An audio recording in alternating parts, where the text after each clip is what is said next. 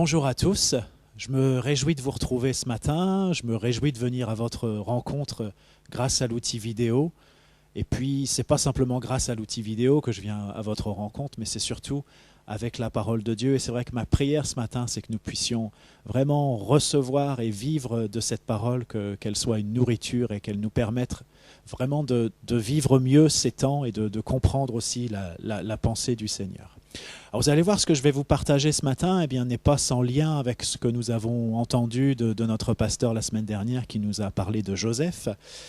Et voilà ce que je voudrais vous partager, c'est que il y a 3 semaines, vous vous souvenez certainement, c'était notre dernier culte en présentiel. Alors dernier culte en présentiel avant le prochain, qui j'espère arrivera bientôt. Et à la fin de la louange, pendant ce culte, j'ai vraiment été saisi par la pensée de Joseph et par la pensée des 7 vaches maigres.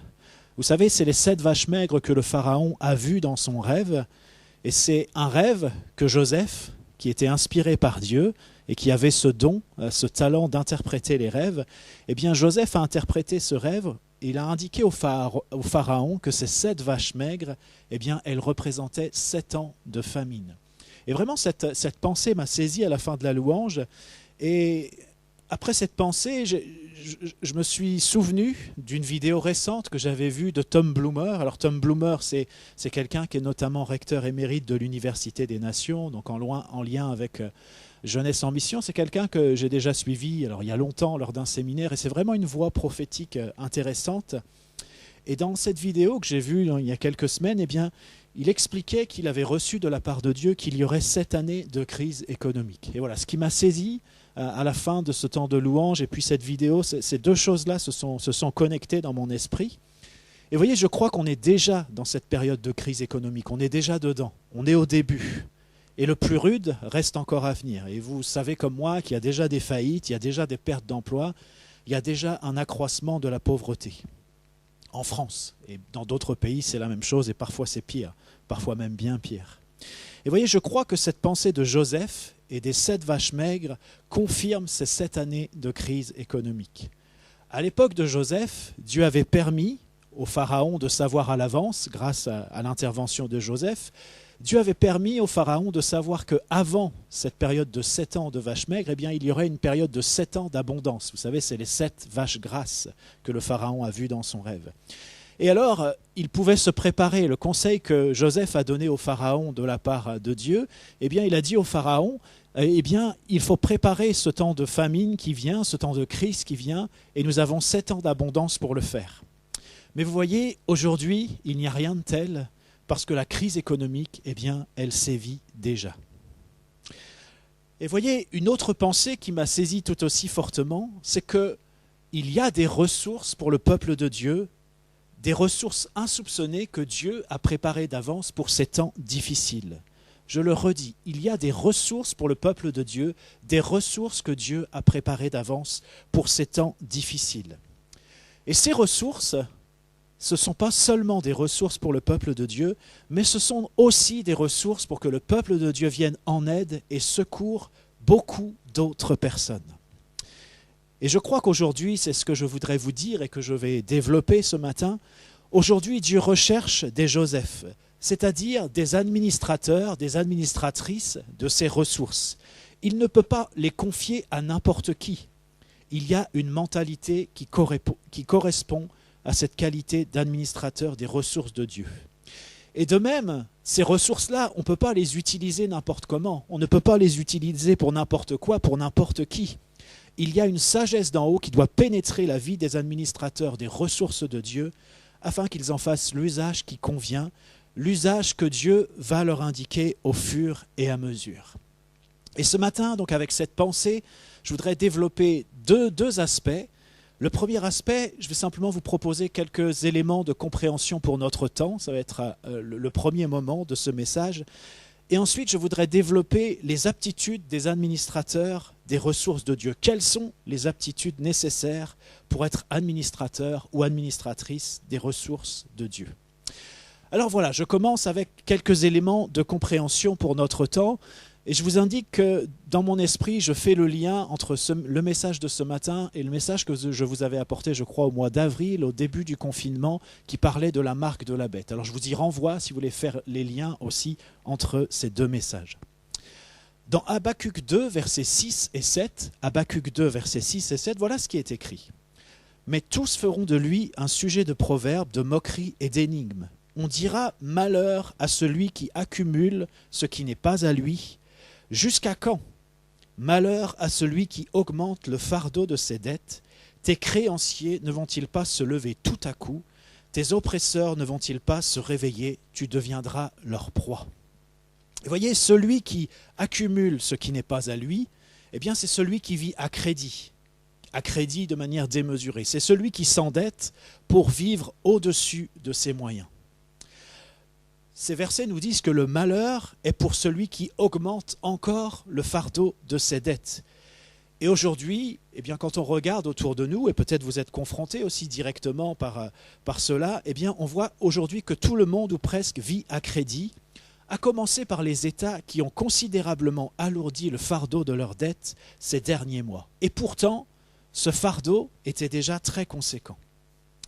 Être endetté, vous savez, c'est être redevable. C'est un lien de dépendance à l'égard de celui à qui tu dois de l'argent.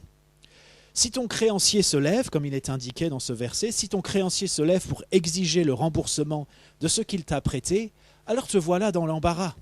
Te voilà ruiné et te voilà dans la disette parce que tu n'as pas de quoi rembourser. Et vous savez que régulièrement, et c'est le cas en ce moment, il y a des personnes dont les biens sont saisis et qui se retrouvent à la rue parce que leurs créanciers se sont levés. Alors c'est vrai qu'en France, il y a la trêve hivernale, mais après la trêve hivernale, que va-t-il se passer?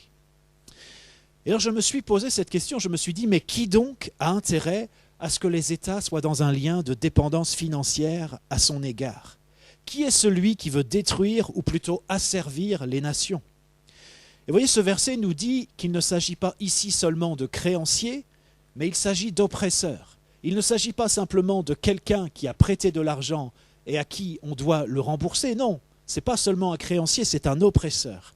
Un oppresseur a séduit les nations. Il leur a tendu un piège, il a fait d'elles sa proie. C'est ces mots que les versets d'Habacuc utilisent. Il a fait d'elles sa proie. Maintenant qu'il les a sous son contrôle, il va imposer sa loi, imposer son règne. Et les États seront démunis pour s'opposer à cette oppression parce qu'ils se sont laissés asservir en augmentant le fardeau de leurs dettes. Et voyez, en prononçant ces mots que nous avons lus, Habacuc fait preuve d'une extrême clairvoyance. Et je voudrais vous lire aussi Apocalypse 20, verset 3. Il nous est dit, l'ange jeta le diable dans l'abîme, ferma et scella l'entrée au-dessus de lui, afin qu'il ne séduisît plus les nations jusqu'à ce que les 1000 ans fussent accomplis. Après cela, il faut qu'il soit délié pour un peu de temps. Et voyez, on voit dans plusieurs endroits dans la Bible que celui qui séduit les nations, c'est le diable, Satan. Et vous pouvez trouver ça notamment dans Apocalypse 20, ça revient plusieurs fois, mais c'est présent à plusieurs endroits dans la Bible. Alors oui, c'est vrai, le pouvoir de Satan est limité dans le temps, mais pourtant, il cherche à séduire les nations, à les avoir sous son contrôle, sous sa coupe, afin qu'elles puissent servir ses desseins. Et voyez, avec cet accroissement exponentiel de la dette, il a tendu un piège aux nations afin de les piller, de les prendre à la gorge et de les mettre en faillite, afin de les contraindre à le servir et à l'adorer lui seul. Jean 10, verset 10 nous précise « Le voleur ne vient que pour dérober, égorger et détruire. » Et Jésus indique « Moi, je suis venu afin que les brebis aient la vie et qu'elles soient dans l'abondance. » Si Satan est le séducteur des nations, il ne faut pas oublier que c'est Dieu qui est le roi des nations. Par exemple, dans Apocalypse 15, versets 3 et 4, je vous lis « Tes œuvres sont grandes et admirables, Seigneur Dieu Tout-Puissant. Tes voies sont justes et véritables, roi des nations. Qui ne te craindrait, Seigneur, et ne glorifierait ton nom, car seul tu es saint, et toutes les nations viendront et se prosterneront devant toi, parce que tes jugements ont été manifestés. » Alors il est vrai que la période est troublée, que la période est difficile. L'adversaire est à l'œuvre pour séduire les nations afin de les pousser à se lever contre Israël et contre l'Église. Et vous savez, pour ceux qui aiment l'histoire, pour ceux qui s'intéressent à l'histoire, on ne peut pas comprendre l'histoire si on ne comprend pas que le sens de l'histoire, c'est justement ce combat pour lequel Israël et l'Église ensuite sont au centre.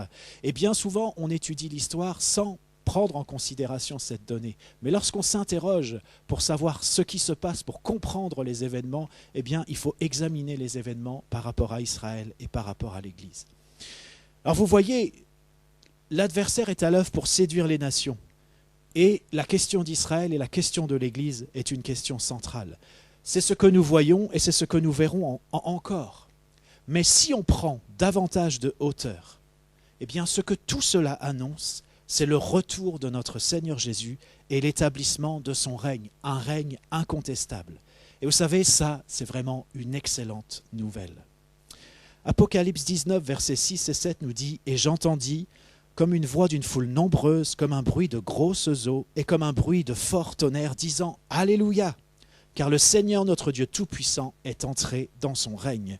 Réjouissons-nous et soyons dans l'allégresse et donnons-lui gloire. » Car les noces de l'agneau sont venues et son épouse s'est préparée. En tant qu'Église, nous sommes appelés à être cette épouse qui se prépare pour les noces de l'agneau. Nous sommes appelés, même aujourd'hui, à nous réjouir et à donner gloire à Dieu. C'est le sens de ce qu'est l'Église, c'est le sens des temps que nous vivons. Et je voudrais vous lire aussi 2 Corinthiens 6, versets 16 à 18.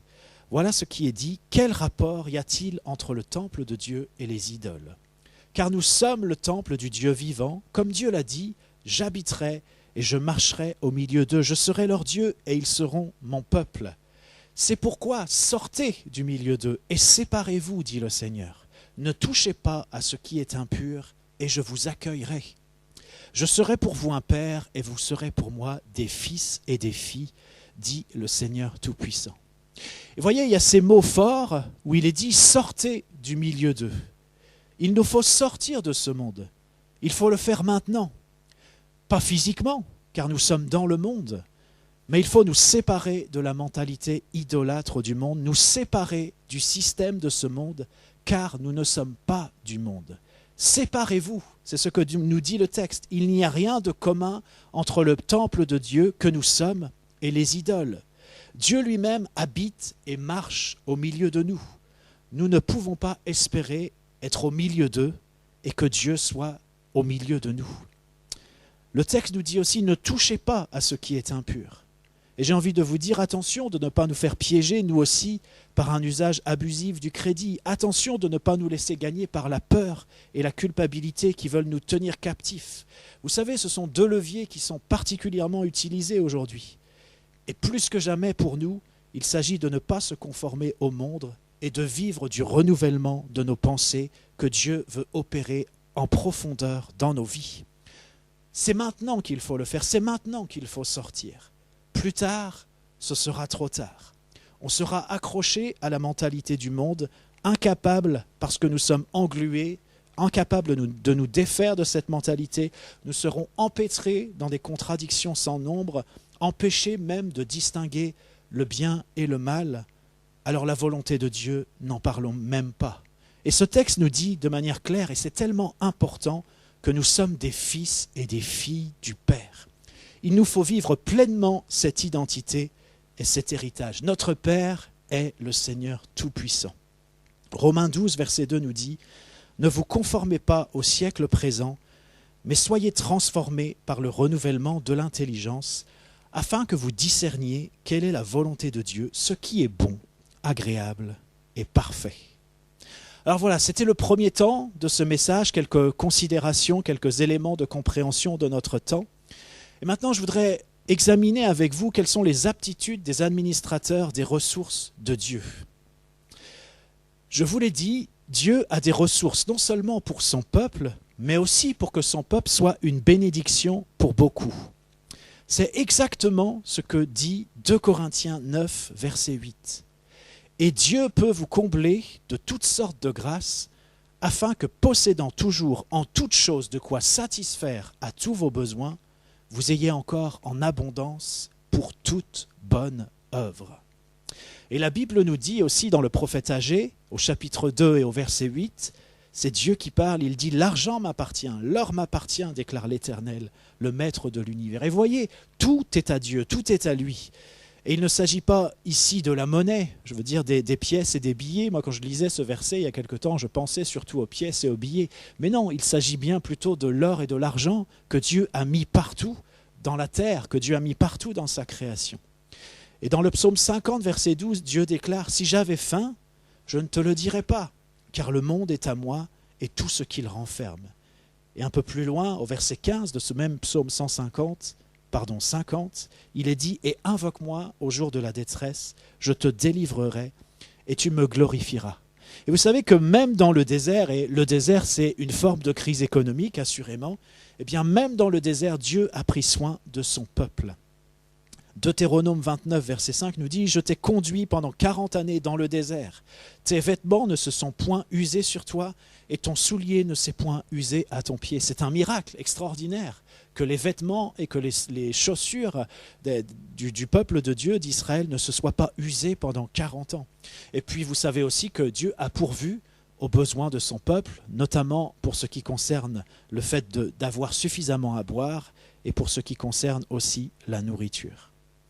Proverbe 13, verset 22 nous indique « Les richesses du pécheur sont réservées pour le juste. » Les richesses du pécheur sont réservées pour le juste. Et vous savez, au temps de Joseph, au temps de la famine, Israël n'avait pas fait de réserve. Ce n'est pas Israël qui avait fait des réserves.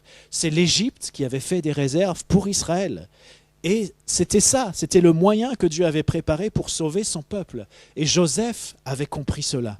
Il nous dit, Genèse 45, à partir du verset 5, il nous dit, il s'adresse à ses frères, « C'est pour vous sauver la vie que Dieu m'a envoyé devant vous. » Ça, c'était le verset 5. Et au verset 7, « Dieu m'a envoyé devant vous pour vous faire subsister dans le pays et pour vous faire vivre par une grande délivrance. Ce n'est donc pas vous qui m'avez envoyé ici, mais c'est Dieu. Il m'a établi père de Pharaon, maître de toute sa maison et gouverneur, administrateur de tout le pays d'Égypte. » Et puis un peu plus tard, dans Genèse 50, verset 20, Joseph, qui s'adresse toujours à ses frères, dira « Vous aviez médité de me faire du mal, Dieu l'a changé en bien pour accomplir ce qui arrive aujourd'hui, pour sauver la vie à un peuple nombreux, pour sauver la vie à un peuple nombreux. » Et je sais que ces paroles, ces mots vous parlent. Comme pour Joseph, et ça c'est important, comme pour Joseph, tout ce que tu as traversé jusqu'à aujourd'hui, Dieu l'a utilisé pour faire de toi un administrateur fidèle. Comme Joseph, ta vie n'a jamais été dans la main des hommes, mais ta vie a toujours été dans la main de Dieu, afin que tu sois une bénédiction, un enrichissement pour beaucoup, pour un peuple nombreux. Et c'est important que nous ayons cette perspective pour notre vie. Nous avons pu vivre des difficultés, vous avez pu vivre des difficultés. Peut-être parfois vous êtes dit, mais pourquoi est-ce que Dieu permet cela dans ma vie? Pourquoi est-ce que ça se passe comme ça dans ma vie? Mais Dieu est à l'œuvre, il prépare des administrateurs selon son cœur. Et ta vie, elle a toujours été dans la main de Dieu. Et l'administrateur des ressources de Dieu, il doit savoir et il doit reconnaître ces choses. Il ne s'agit pas seulement de savoir comment faire des réserves de nourriture, comment développer notre autonomie, notamment alimentaire. Il ne s'agit pas de savoir ce qu'on va faire de nos économies, de savoir si notre banque est sûre. Tous ces aspects, assurément, ont leur importance. Et c'est d'autant plus vrai si on considère que notre Dieu est le Dieu de la multiplication. Mais ce n'est pas de ça que je parle aujourd'hui. Voyez, il y a ce qu'on peut faire, mais il y a surtout ce que Dieu a déjà fait, ce qu'il a préparé d'avance pour ces temps particuliers. Et voyez, de la même manière que Joseph a été l'homme de la situation en son temps, Dieu cherche aujourd'hui des hommes et des femmes qui vont être les Joseph de leur temps, c'est-à-dire des administrateurs et des administratrices fidèles. De la même manière qu'il y a eu besoin de Joseph en son temps, eh bien aujourd'hui, il y a besoin aussi de Joseph fidèles qui vont pouvoir être ceux qui utilisent, qui gèrent les ressources que Dieu a préparées d'avance pour pouvoir bénir, pour pouvoir répondre aux besoins qui sont dans le cœur de Dieu. Alors, je sais que nous sommes petits ici, l'église à Yvetot, et peut-être que ça peut sembler absurde de parler de ressources, de moyens importants, ça peut peut-être vous sembler ridicule de parler de la sorte. Mais vous savez comme moi que Dieu peut sauver au moyen d'un grand nombre comme d'un petit nombre. On trouve ça dans 1 Samuel 14, verset 16. Et Dieu n'est pas un Dieu limité au nombre. Il a des ressources qui sont illimitées. Il a une manière de faire qui rien ne l'arrête. S'il a décidé quelque chose, il le fait. À l'église de Philadelphie, par exemple, Dieu a dit, Apocalypse 3, verset 8, « Je connais tes œuvres. Voici, parce que tu as peu de puissance et que tu as gardé ma parole et que tu n'as pas renié mon nom, j'ai mis devant toi une porte ouverte que personne ne peut fermer. » Et Jésus lui-même a déclaré, Jean 12, verset 32, « Ne crains pas, petit troupeau, car votre Père a trouvé bon de vous donner le royaume. » Et juste avant, au verset 31, il est écrit « Cherchez plutôt le royaume de Dieu, et toutes ces choses vous seront données par-dessus tout. » Paul a écrit dans 2 Corinthiens 6, verset 10, « Nous sommes comme attristés, pourtant nous sommes toujours joyeux. Comme pauvres, pourtant nous en enrichissons plusieurs. Comme n'ayant rien, pourtant nous possédons toutes choses. » Vous voyez, c'est important de réaliser que oui, peut-être nous pouvons vivre des difficultés, peut-être nous pouvons vivre le manque, mais dans cette faiblesse même, dans ces difficultés même, dans le manque même, eh bien Dieu est à l'œuvre et il agit au travers de nous. Et nous pouvons être même de ceux qui sont dans la disette et qui pourtant enrichissent plusieurs. Parce que Dieu veut aussi nous donner pour que nous ayons en abondance, non seulement pour nous-mêmes, mais aussi pour pouvoir aux besoins de ceux qui sont autour de nous, selon la manière dont il nous conduit. Et voyez, ces dernières semaines, nous avons évoqué la nécessité d'être enracinés et fondés dans l'amour du Dieu fidèle, dans celui qui accomplit ses promesses et celui qui ne varie pas dans ses sentiments et dans son affection pour nous. L'importance d'être enraciné en lui. On est pleinement dans le thème et pleinement dans ce qui est nécessaire pour être un bon administrateur. Et je vous lis Colossiens 2, versets 6 et 7. « Ainsi donc, comme vous avez reçu le Seigneur Jésus-Christ, marchez en lui, étant enracinés et fondés en lui et affermis par la foi, d'après les instructions qui vous ont été données, et abondez en actions de grâce. » Et je vous encourage aussi à la maison de prendre le temps d'aller méditer sur Éphésiens 3, versets 13 à 1, qui nous dit aussi la même chose de manière un tout petit peu plus développée. L'importance d'être enraciné et fondé en lui. 1 Corinthiens 4, versets 1 et 2 nous dit « Ainsi donc qu'on nous considère comme des serviteurs de Christ et des administrateurs des mystères de Dieu. Du reste, ce qu'on demande des administrateurs, c'est qu'ils soient trouvés fidèles. » Et pour être fidèle, eh bien, il faut connaître le Dieu fidèle. Mais il faut aussi apprendre à être fidèle dans les petites choses. Et ça, c'est aussi une notion importante. Un bon administrateur des ressources de Dieu, c'est celui qui a appris à être fidèle dans les petites choses. Je vous lis Luc 16, versets 10 à 12. « Celui qui est fidèle dans les petites choses l'est aussi dans les grandes. Et celui qui est malhonnête dans les petites choses l'est aussi dans les grandes. Si donc vous n'avez pas été fidèle dans les richesses injustes, qui vous confiera les biens véritables? Et si vous n'avez pas été fidèle dans ce qui est à autrui, qui vous donnera ce qui est à vous? » Et je voudrais insister pour nous dire ce matin que si quelqu'un se dit « lorsque j'aurai davantage de moyens, je serai fidèle. Lorsque j'aurai plus, je pourrai enfin aider les autres. » Eh bien, cela n'arrivera pas et tu te trouveras bientôt dans la disette. Parce que c'est au moment où tu as peu de moyens que tu dois apprendre la fidélité et que tu dois pourvoir aux besoins de tes semblables. C'est dans la gestion des petites choses qu'on voit la fidélité ou l'infidélité d'un administrateur. Si on pense qu'on agira différemment quand on aura davantage de moyens, c'est qu'on n'a pas la mentalité qui convient pour vivre et traverser ces temps qui vont devenir de plus en plus difficiles. On peut encore moins alors être un de ces administrateurs des ressources d'en haut que Dieu recherche. Et vous savez, parfois on se comporte comme ça, on dit mais oui, mais si se passait ça, ou quand j'aurais ceci, ou quand je vivrais cela, eh bien je pourrais faire ceci, je pourrais faire cela. Mais la réalité, c'est qu'il faut commencer à faire aujourd'hui ce que nous savons que nous avons à faire. Même si c'est petit, même si c'est avec de faibles moyens. Mais c'est lorsque nous avons de faibles moyens, c'est lorsque nous sommes petits, lorsque nous montrons notre fidélité dans les petites choses, qu'il y a une croissance qui va venir dans notre vie et que nous allons, parce que nous avons été fidèles dans les petites choses, alors nous serons fidèles dans les grandes. Mais celui qui croit que lorsqu'il aura de grandes choses, il sera fidèle, alors qu'il n'a pas été fidèle auparavant, eh bien je peux vous dire non, il ne sera pas fidèle, parce qu'il n'a pas appris à être fidèle avec peu, avec beaucoup, il ne le sera pas davantage.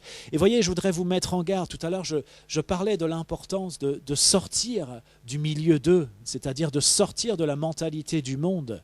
Si nous ne le faisons pas, si nous permettons à cette mentalité de rester accrochée à nous encore et encore, si nous nous disons « mais quand ce sera le moment, quand je verrai vraiment qu'il faut absolument le faire, alors je le ferai », eh bien ce jour-là, tu ne pourras pas le faire parce que tu seras accroché par cette mentalité, parce que tu seras englué dans la mentalité du monde et que tu ne verras même pas distinctement ce qu'il convient de faire. Mais c'est important qu'aujourd'hui, eh bien, nous puissions penser de manière conforme à ce que Dieu nous dit, de manière conforme à ce que la parole nous dit. Et s'il y a quelque chose qui n'est pas conforme dans notre vie, s'il y a quelque chose qui n'est pas conforme autour de nous, eh bien, c'est important que nous puissions nous dissocier de ces choses, que nous ne vivions pas comme ceux qui sont autour de nous, qui ne connaissent pas le Seigneur, mais que nous puissions vraiment vivre de la parole. Et la parole nous précise que le juste vivra par la foi. Habakkuk nous dit ça, le juste vivra par la foi. Et c'est tellement important que nous apprenions à vivre par la foi.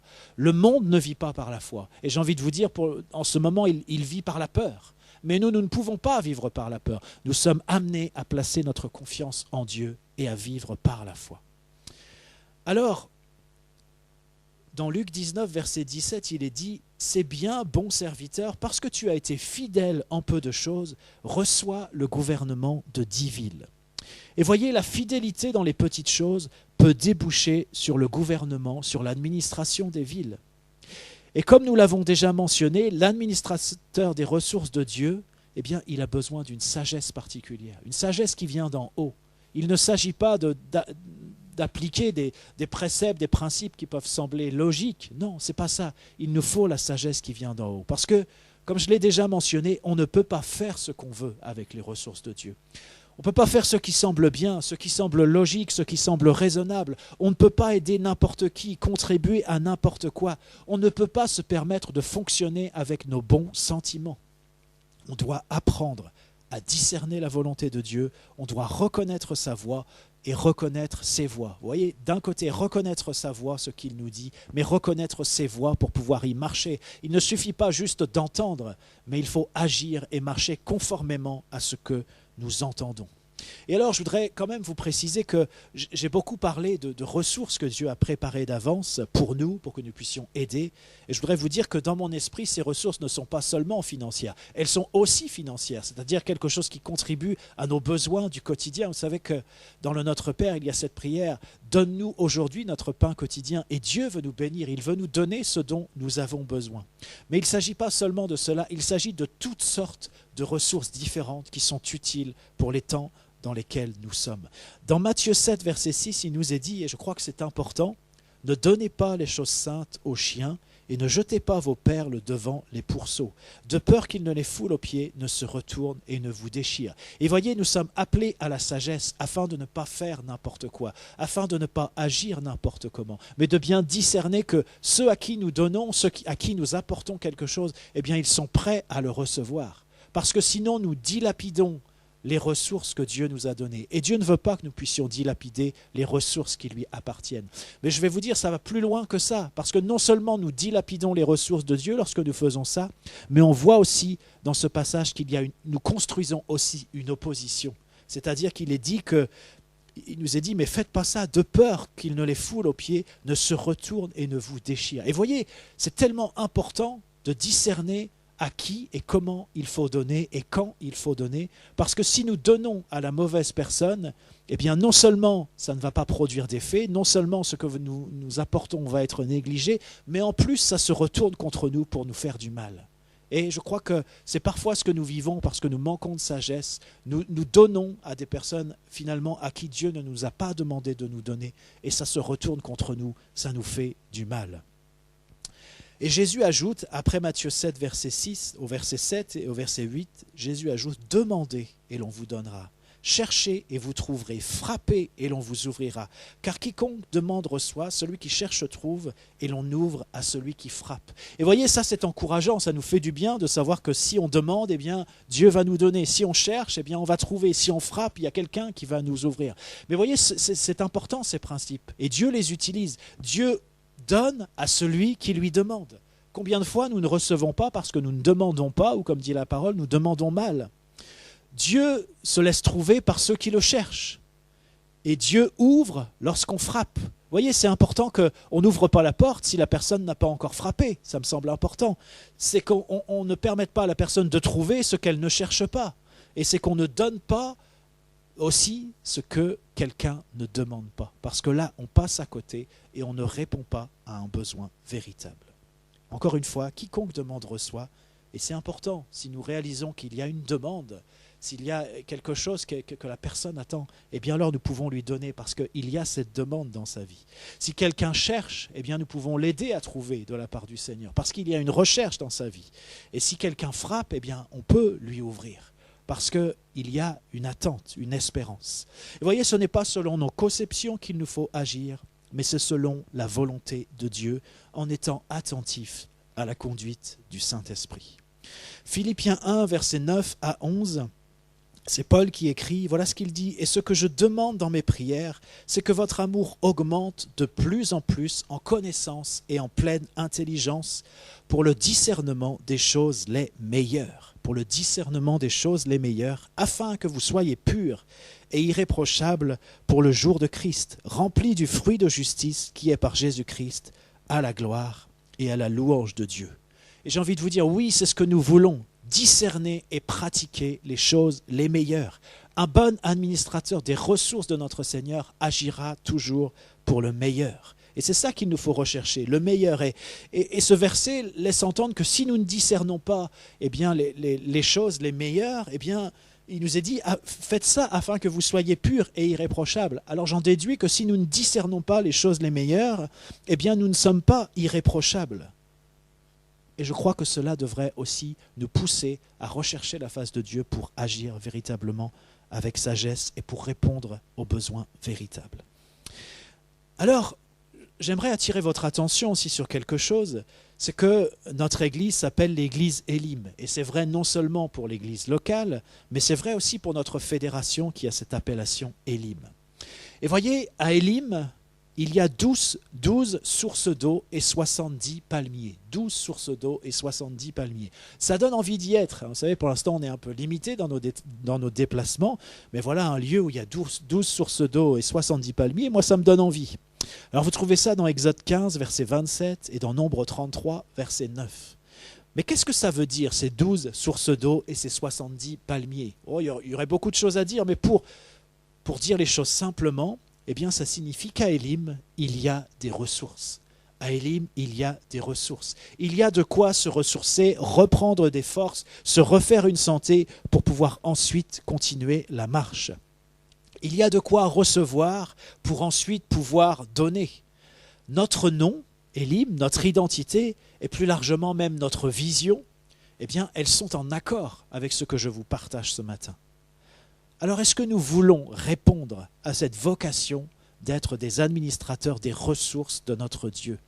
Si nous avons été fidèles dans les petites choses, et je voudrais dire ce matin que je sais que beaucoup d'entre vous ont été fidèles, et je pense en particulier, pas seulement, mais en particulier à l'équipe dirigeante au sens large, je sais qu'il y a de la fidélité, que nous avons agi avec fidélité.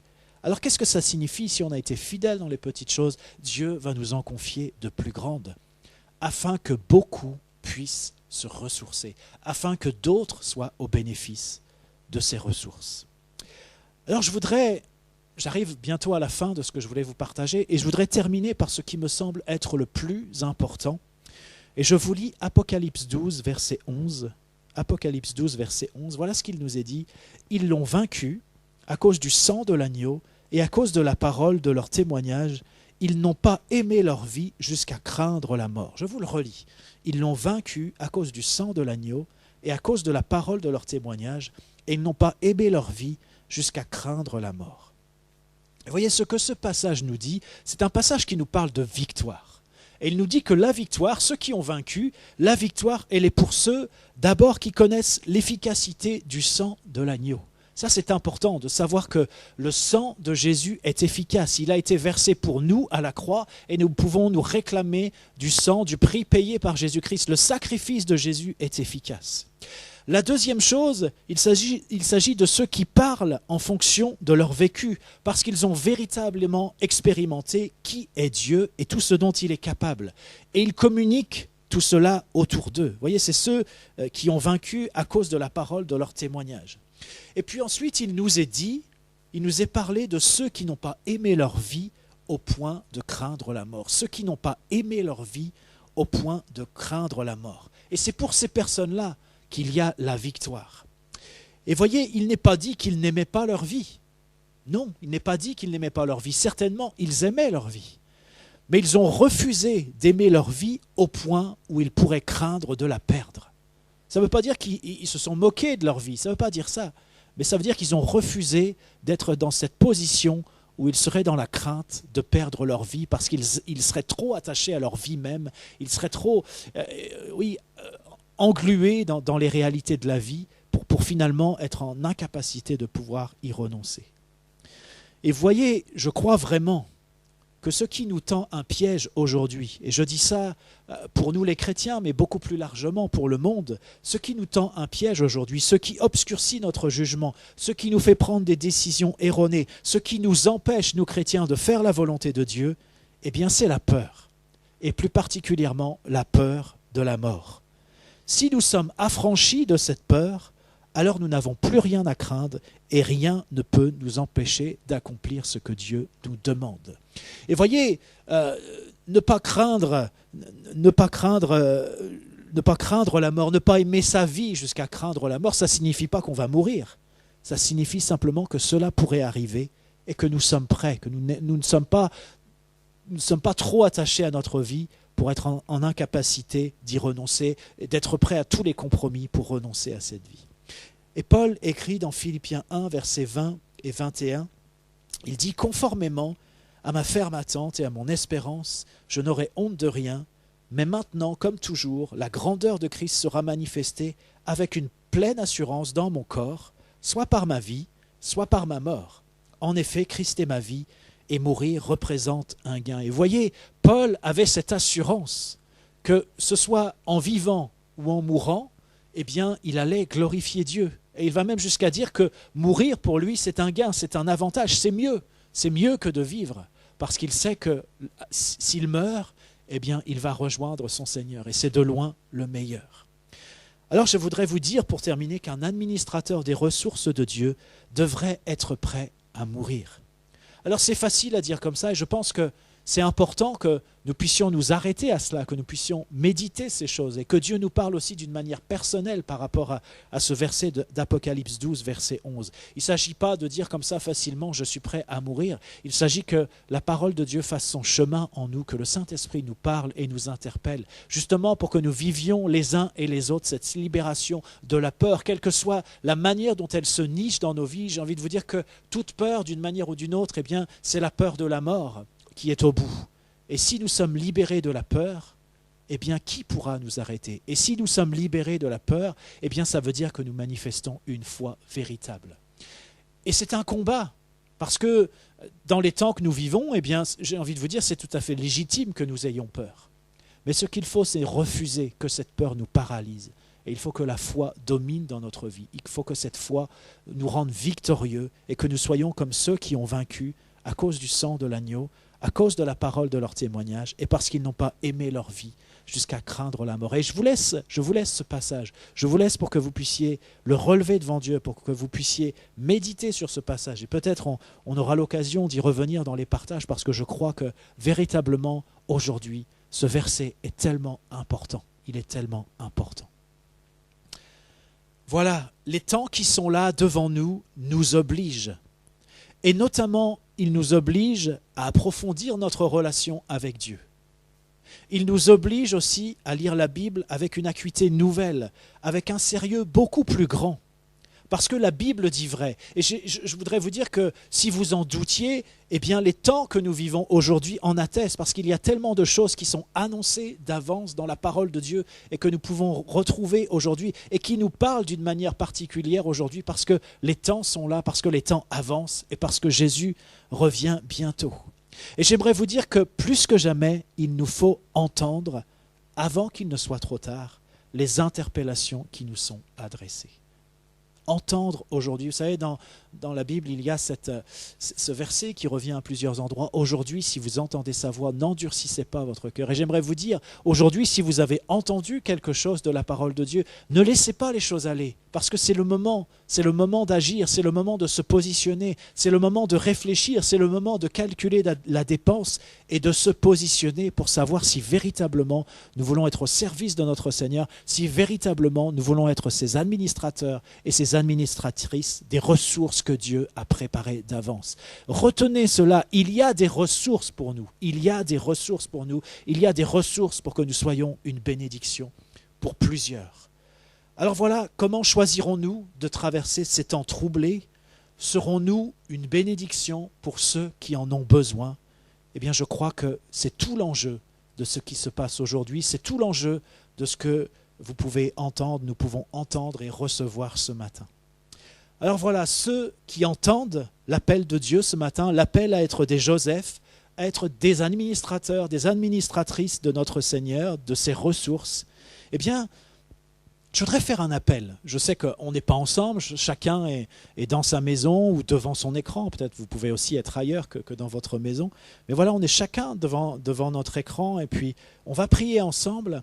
Et voilà, j'aimerais vous inviter, là où vous êtes, à vous manifester d'une manière ou d'une autre. Ça peut être en vous levant, par exemple, en faisant quelque chose de particulier, pour dire au Seigneur, oui, j'ai entendu ta voix ce matin et je désire être un de ces administrateurs, une de ces administratrices de tes ressources, de ce que tu as préparé d'avance. Parce que oui, je veux être une bénédiction pour ceux qui en ont besoin. Je veux servir tes desseins, mon Dieu. Eh bien voilà, si dans votre cœur, eh bien ça résonne de cette manière-là, vous souhaitez prendre cette position-là, eh bien je vous invite à vous lever, à vous manifester d'une manière ou d'une autre. Et avant qu'on prie, eh bien je voudrais simplement vous rappeler les 10 caractéristiques des Joseph de notre temps. Je reprends simplement rapidement quelques éléments du message.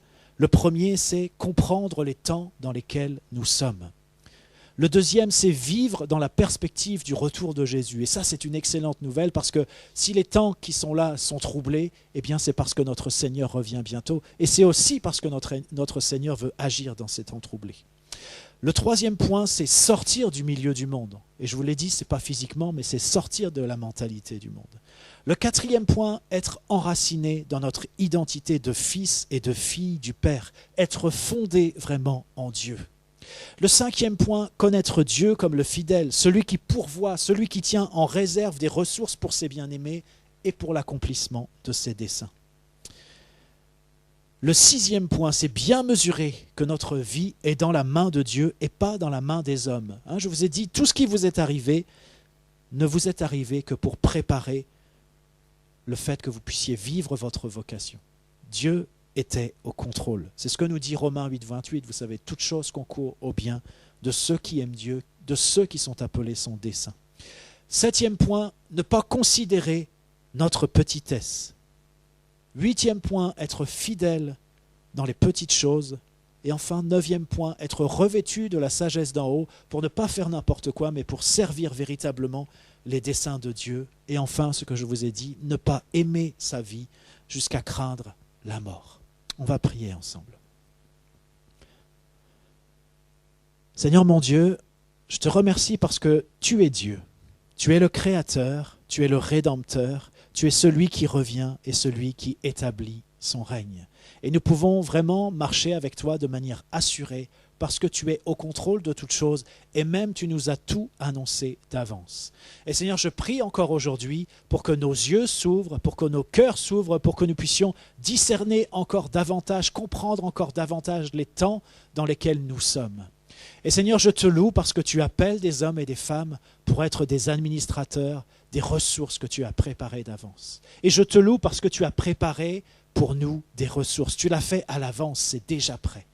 Et je te loue aussi, Seigneur, parce que tu as choisi de nous utiliser, de coopérer, de collaborer avec nous, Seigneur, pour que nous puissions administrer ce qui vient de toi. Et Seigneur, je te prie pour chaque personne qui s'est levée, chaque personne qui s'est manifestée d'une manière ou d'une autre auprès de toi et qui a dit dans son cœur ou qui a dit même à voix haute, et je vous encourage aussi à le dire à voix haute.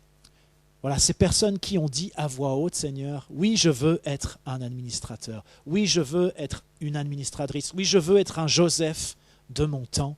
Eh bien, je prie que ta bénédiction et ta grâce maintenant descendent sur ces personnes, que tu leur donnes une vision nouvelle, que tu les renouvelles, que tu leur donnes ta perspective, Seigneur, pour ces temps, ta perspective pour ton Église, ta perspective pour leur vie. Et je prie maintenant qu'ils soient visités par toi. Je prie que, alors qu'ils passeront du temps avec toi, alors qu'ils liront ta parole, que leurs yeux et leur cœur s'ouvrent encore pour qu'ils soient transformés par le renouvellement, Seigneur, de leur intelligence. Et Seigneur, je te fais cette même prière pour moi-même et je prie, Seigneur, conduis-nous, inspire-nous en toutes choses, que nous puissions marcher d'une manière assurée et que nous puissions répondre présent pour tout ce que tu nous demandes et que nous puissions aussi être de ceux qui sont capables de dire non lorsque nous voyons que ce n'est pas ton désir, que ce n'est pas ta volonté. Seigneur notre Dieu, nous bénissons ton nom encore aujourd'hui. Et nous faisons le choix de nous confier en toi, pour nous-mêmes, pour nos familles, pour l'Église. Oui, tu as dit que les portes de l'enfer ne prévaudront pas contre ton Église, et nous le croyons, parce que la victoire t'appartient. Sois béni, Jésus. Amen.